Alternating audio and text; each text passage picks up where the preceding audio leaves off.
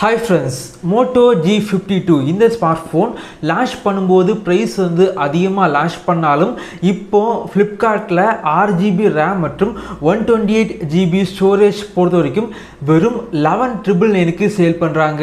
இந்த வீடியோவில் இந்த ஸ்மார்ட்ஃபோனோட அன்பாக்சிங் மற்றும் முழுமையான விமர்சனம் இந்த வீடியோவில் பார்க்கலாம். ரொம்ப கம்மியான பட்ஜெட்டுக்கு 6GB RAM மற்றும் 128GB ஸ்டோரேஜ் ஸ்மார்ட்ஃபோன் வாங்கணும் அப்படின்னா இந்த வீடியோ பாருங்க.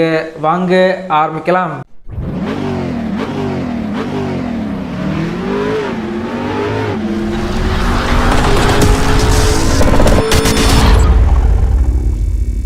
இந்த ஸ்மார்ட்ஃபோன் பொறுத்த வரைக்கும் ஃப்ளிப்கார்ட்டில் வந்து வாங்கியிருந்தோம். பேக்கேஜிங் வந்து நல்லா தான் இருந்துச்சு. உள்ளாடி பார்த்தீங்க அப்படின்னா user manual, type C charging cable, 33 watts charger வந்து பாக்ஸுக்குள்ளாடி வச்சுருக்காங்க. நிறைய பிராண்ட் வந்து இப்போ சார்ஜர் வந்து ஃப்ரீயாக வந்து கொடுக்க மாட்டாங்க. இவங்க பார்த்தீங்க அப்படின்னா 33 வாட்ஸ் சார்ஜர் வந்து கொடுக்குறது ரொம்பவே நல்ல விஷயம். ஸ்மார்ட்ஃபோன் பொறுத்த வரைக்கும் டிபியூ கேஸ் வந்து போட்டு உள்ளாடி வந்து பேக் பண்ணி வச்சுருக்காங்க. இந்த ஸ்மார்ட்ஃபோனை வந்து ஆன் பண்ணி பார்க்கலாம். ஸோ இந்த ஸ்மார்ட்ஃபோனோட யூசர் இன்டர்ஃபேஸ் பொறுத்த வரைக்கும் ரொம்ப நீட்டான யூசர் இன்டர்ஃபேஸ் அப்படின்னு சொல்லலாம். தேவையில்லாத அப்ளிகேஷன் எதுவுமே வந்து அவங்க இன்ஸ்டால் பண்ணலை. அதே போல் வந்து ஆடு வந்து இந்த ஸ்மார்ட்ஃபோனில் வந்து வரலை அப்படின்னு சொல்லலாம். 128GBயில் 116GB வந்து ஃப்ரீ வந்து இருக்குது. இந்த ஸ்மார்ட்ஃபோனோட டிஸ்பிளே பொறுத்த வரைக்கும் 6.6 inches Full HD Plus display வந்து யூஸ் பண்ணியிருக்காங்க. 90Hz ரிஃப்ரெஷ் ரேட் வந்து இருக்கனால டிஸ்பிளே பார்த்தீங்க அப்படின்னா ரொம்ப ஸ்மூத்தாக வந்து இருக்குது. இந்த ஸ்மார்ட்ஃபோனில் பார்த்தீங்க அப்படின்னா POLED பேனல் வந்து யூஸ் பண்ணியிருக்காங்க. இது பார்த்தீங்க அப்படின்னா எல்சிடியை விட கொஞ்சம் பெட்டராக வந்து இருக்கும்.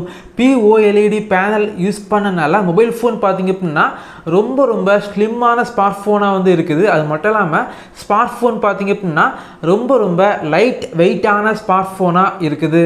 இந்த ஸ்மார்ட்ஃபோன் Android 12ல் ரன் ஆகுது. இந்த ஸ்மார்ட்ஃபோனில் ஹைப்ரிட் ஸ்லாட் வந்து இருக்குது.